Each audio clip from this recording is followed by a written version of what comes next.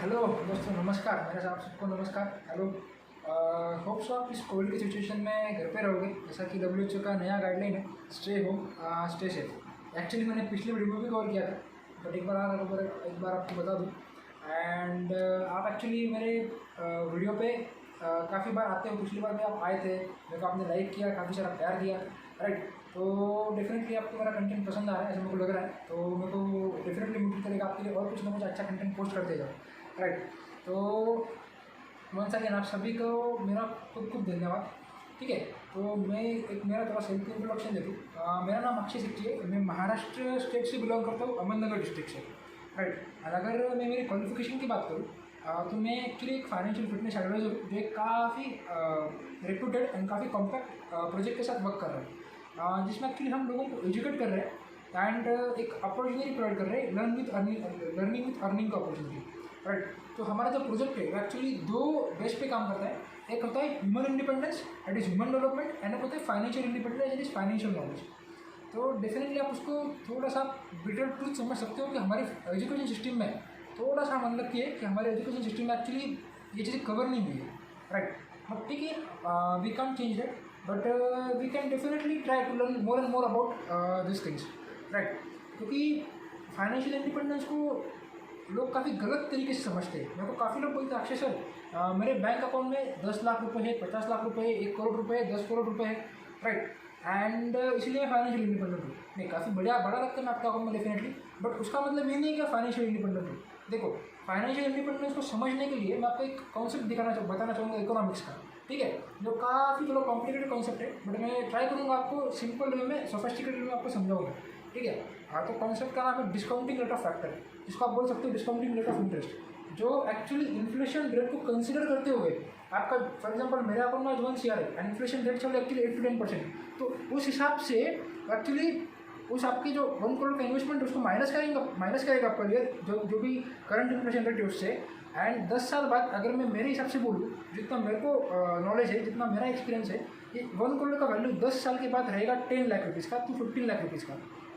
हो सकता हूँ मैं गलत हूँ, बट आप में से लगभग सारे लोग मेरे साथ एग्री करेंगे, क्योंकि आपको पता है महंगाई किस दर से बढ़ रही है। एंड कभी भी अगर कोई भी कंट्री में टेक्नोलॉजी बढ़ता है तो इन्फ्लेशन रेट बाय डिफॉल्ट बढ़ता है, राइट। एंड एक्चुअली मैं यही बोलना चाहूँगा कि यार क्यों इन्फ्लेशन रेट बढ़ रहा है, राइट। तो अगर और आप देखोगे यार, एक्चुअली मैं आपको और एक एग्जांपल देना चाहूँगा। आपका जो बैंक में आप पैसा रखते हो, आपको इंटरेस्ट रेट मिलता है 6%, मैं नेशनलाइज बैंक की बात कर रहा हूँ, तो 6% पर एनम मिलता है आपको, ठीक है। एंड एक्चुअली इन्फ्लेशन रेट बढ़ रहा है 8 to 10% पर एनम से, जी, बड़ी बराबर है। तो बात ये है कि हम एक्चुअली 2 से 4% की हम लॉस में, हम घाटे में हैं। हम आपका पैसा, फिर दिक्कत ये आती है, हम अगर हमारा पैसा बैंक में ना रखें तो कहाँ पे रखें, राइट। बैंक डेफिनेटली सबसे सेफ इन्वेस्टमेंट है, राइट। तो आप बैंक में डेफिनेटली उतना फंड जरूर रखें जो आपको इमरजेंसी में काम आए, बट बाकी पैसा आपने इन्वेस्ट करना ही करना चाहिए। क्योंकि देखो, कुछ रीज़न है जिसकी वजह से गवर्नमेंट ने बैंक के ऊपर FD रेट कम किया है। अगर मैं 5 साल पहले जाऊँ तो 5 साल पहले आपको बैंक पे FD रेट मिलता था 10% पर एनम का, बट एक्चुअली उससे क्या हो रहा था, जो बैंक आपको जो rate of interest on loan आपको चार्ज करी थी वो था अराउंड काफ़ी ज़्यादा था, 12% 15% के अराउंड था, राइट। तो उससे क्या हो रहा था, सर्कुलर फ्लो नहीं हो पा रहा था मनी का इकोनॉमी में, क्योंकि डेफिनेटली लोग लोन नहीं उठा रहे थे, राइट, क्योंकि रेट ऑफ इंटरेस्ट काफ़ी ज़्यादा था। तो क्यों कोई लोन लेगा, राइट। तो एंड लोग क्या करते थे, पैसे लाते थे, इन्वेस्ट करने की जगह पर बस अपना FD में रख देते थे। तो इससे पैसा मार्केट में फ्लो नहीं हो पा रहा था। गवर्नमेंट ने इस चीज़ को समझा। मैं एक्चुअली काफ़ी अप्रिशिएट करता हूँ इस गवर्नमेंट के इस डिसीजन को। गवर्नमेंट ने इस चीज़ को समझा, एंड क्या होने वाला है इन फ्यूचर, बैंक का FD rate of interest directly 6% से रिड्यूस होकर 3 to 4% आने की पूरी चांसेस है। क्योंकि अगर मैं यूरोप की बात करूँ तो यूरोप में क्या होता है, बैंक आपसे आपका पैसा रखने का चार्ज लेती है। आप इंडिया में तो भी काफ़ी लकी हो कि आपको 6% का तो भी रेट ऑफ इंटरेस्ट मिल रहा है। यूरोप में एक्चुअली लोग बैंक चार्ज लेते हैं, जो एक्चुअली काफ़ी अच्छा सिस्टम है, क्योंकि आपको जो रेट ऑफ इंटरेस्ट होता है वो 1 to 2% होता है, दैट इज़ ना के बराबर, राइट। तो इंडियन गवर्नमेंट ने कहीं ना कहीं काफ़ी अच्छा स्टेप लेते हुए यूरोपियन बैंक्स को कॉपी कर रही है। तो क्या करेगी इंडियन गवर्नमेंट, आपका बैंक का FD का रेट कम करके आपको लोअर रेट ऑफ इंटरेस्ट के ऊपर आपको बैंक लोन प्रोवाइड करेगी, राइट। तो उससे क्या होगा, एक्चुअली डायरेक्ट रिलेशनशिप रहता है बैंक के FD के रेट में एंड बैंक के लोन के इंटरेस्ट रेट में, ठीक है। तो इससे क्या होगा, इकोनॉमी में सर्कुलर फ्लो काफ़ी अच्छा होगा, मनी का कंजम्पशन एक्सपेंडिचर बढ़ेगा, लोग उनके पास पैसा आएगा तो लोग डेफिनेटली खर्चा करेंगे, राइट। तो गवर्नमेंट का वही स्टेप है कि इंडिया का पर कैपिटल इनकम बढ़ जाए, राइट, जो काफ़ी अच्छा स्टेप है। एंड मैंने आपको जैसे डिस्काउंटिंग का फैक्टर भी मैंने आपको समझाया, ठीक है। तो अभी आप ये बोलते रहोगे यार सबसे अच्छा इन्वेस्टमेंट कौन सा है, तो बैंक का तो डेफिनेटली नहीं है मेरे हिसाब से। तो भी सेकंड चीज़ लोग बोलते हैं एक्चुअली गोल्ड एक काफ़ी अच्छा इन्वेस्टमेंट है, लोगों के हिसाब से रहेगा बट मेरे हिसाब से नहीं है। मेरे हिसाब से गोल्ड एक लेजी इन्वेस्टमेंट है, एक बोल सकते हो डम इन्वेस्टमेंट है। हो सकता है मैं गलत हूँ, क्योंकि गोल्ड का एक्चुअली पास्ट रिकॉर्ड बताता है 5 से 6 साल का कि गोल्ड ने भी ठीक ठाक बोलूँगा मैं, क्योंकि उससे डेफिनेटली काफ़ी अच्छा रेट जनरेट कर सकते हो।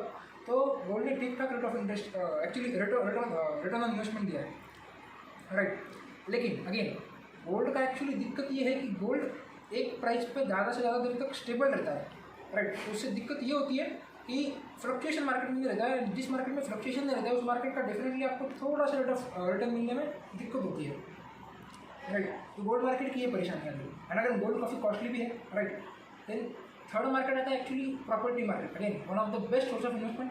बट अगेन प्रॉपर्टी मार्केट का अगर आपको रिसेंट पता रहेगा, रिसेंट हिस्ट्री, तो क्या हुआ था, मोदी गवर्नमेंट ने क्या किया था कि कुछ रियल एस्टेट मार्केट में कुछ ब्लैक चीज़ें रोकने के लिए कुछ उन्होंने स्टेप्स लिए थे। मैं उसके डीप में नहीं जाना चाहूँगा, आप सभी अवेयर रहेंगे। तो उससे क्या होता, प्रॉपर्टी मार्केट मतलब एकदम तेज तरीके से ग्राउंड फॉल पे आया था।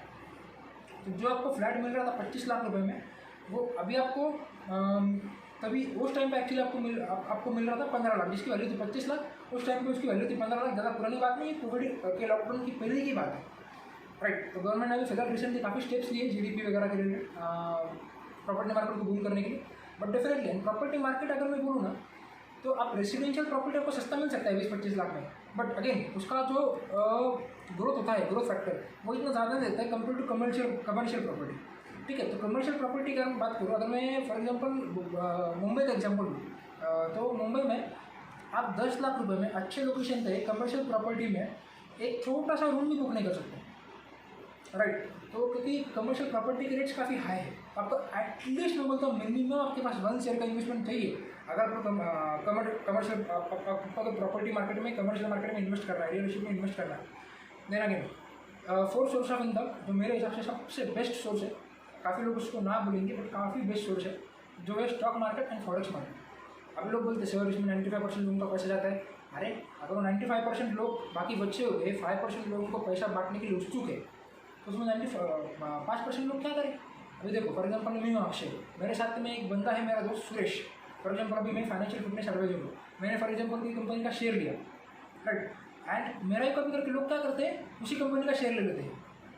ये काफ़ी गलत है। लोग एनालाइज ही नहीं कर पाते, लोग उसको एक्चुअली समझ ही नहीं पाते क्यों बंदे ने शेयर लिया। उसको एनालाइज करो, उसको सीखने की कोशिश करो, एंड देन खुद के बलबूते पे कोई चीज़ लो। क्योंकि अगर आपके पास स्टॉक मार्केट का प्रॉपर अगर नॉलेज है ना, या फॉरेक्स मार्केट, अगर मैं फॉरेक्स मार्केट की छोटी सी बात करूँ, लोगों को लगता है फॉरेक्स मार्केट इलीगल है।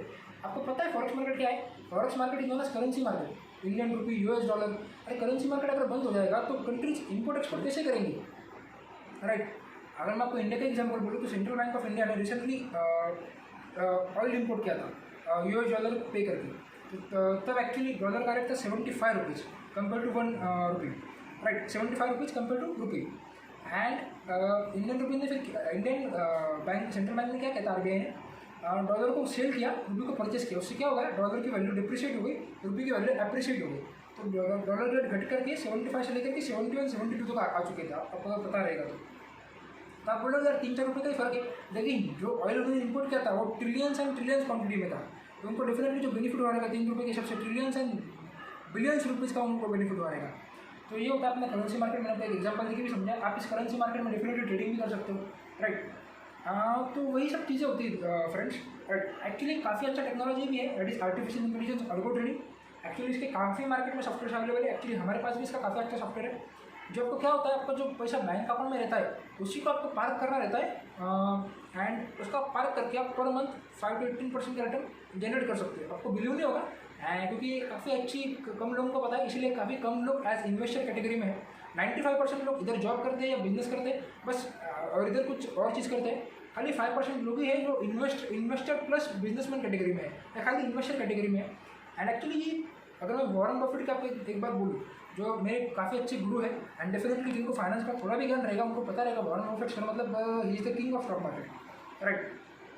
तो मैंने काफ़ी बहुत बढ़िया चीज़ उन्होंने बोली है कि जब तक आपका पैसा आपके लिए, आप सोते हो तब भी जब तक आपके लिए काम नहीं करेगा, आप मरते दम तक काम करते रहोगे। जिस दिन आपका पैसा आपके लिए काम करने के लिए तैयार हो चुका है, उस दिन आप बोलोगे कि यार मैं फाइनेंशियल इंडिपेंडेंस हूँ। ठीक है, फाइनेंशियल इंडिपेंडेंस शॉर्ट में अगर मैं बताऊँ तो ये चीज़ है कि आज अगर इसी वक्त पे आपका पूरा अर्निंग, आप कुछ भी अर्न नहीं कर रहे, आपने सब कुछ छोड़ छाड़ करके आप आपकी फैमिली के साथ टाइम स्पेंड करना चाहते हो या कुछ भी करना चाहते हो without earning anything, without working, तो आप कितने साल तक आपका जो करंट एक्सपेंडिचर है आप उसके हिसाब से, और आपके कुछ ड्रीम्स हैं इन फ्यूचर, आप उसके हिसाब से कितने साल तक आपके पैसों को आप यूज़ कर सकते हो, इसको बोला जाता है फाइनेंशियल इंडिपेंडेंस। फॉर एग्जाम्पल अभी मेरा नहीं पर मंथ 50,000 रुपीज़ का, ठीक है, लेकिन जो इन्फ्लेशन अपन एज्यूम करते हैं जो 10% से पर ईयर बढ़ेगा, तो आपको 50,000 को प्लस 10% से करना पड़ेगा, जो होगा 55,000, नेक्स्ट ईयर 55,000 प्लस 10% से करना पड़ेगा। एंड देन अगर आपका एज 40 होगा तो आप एज्यूम करते हैं 70 साल तक जियोगे, 30 साल के हिसाब से आपके पास इतना पैसा है क्या, एक बार कैलकुलेशन करके देख लेना, आपका आंसर आपके पास रहेगा।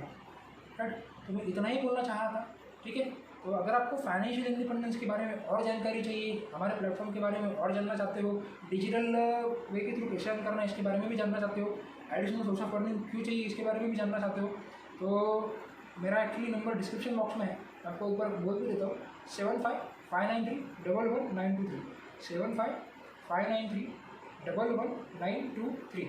मेरा एक्चुअली मैं इंडिया से बिलोंग करता हूँ, तो मेरा कंट्री कोड बाय डिफॉल्ट +91 रहेगा। ठीक है, मेरे को एक्चुअली मेरा नंबर आपको डिस्क्रिप्शन में भी मिल जाएगा। एंड वही सब है, आप मेरे को डेफिनेटली इन फ्यूचर कभी भी कांटेक्ट कर सकते हो, जब भी आपको लगे कि मेरे को इस बारे में और कुछ सीखना है। देखो, सीखने में कोई हर्ज नहीं है, ठीक है, आप डेफिनेटली एक बार उसको चेकआउट कर सकते हो। देन आपको इसके बारे में और जानना है नहीं जानना है डिसीजन आपका रहेगा। डेफिनेटली एक बार उसको जरूर चेकआउट कीजिए, आपको काफ़ी अच्छा ज्ञान आपको मिलेगा। थैंक यू एवरीवन, मेरे चैनल पे बार बार आने के लिए, मेरे चैनल को सब्सक्राइब करने के लिए, मेरे वीडियो को लाइक प्रेस करने के लिए, शेयर करने के लिए, कमेंट करने के लिए, from the bottom of my heart very very very big thank you everyone. Actually अगला वीडियो आपको कमेंट बॉक्स में बताना है किसके ऊपर चाहते हो। मैं सोच रहा था अगला वीडियो में अगर पैशन इनकम के ऊपर बनाऊँ तो कैसा रहेगा। Thank you, please share your views in the comment section.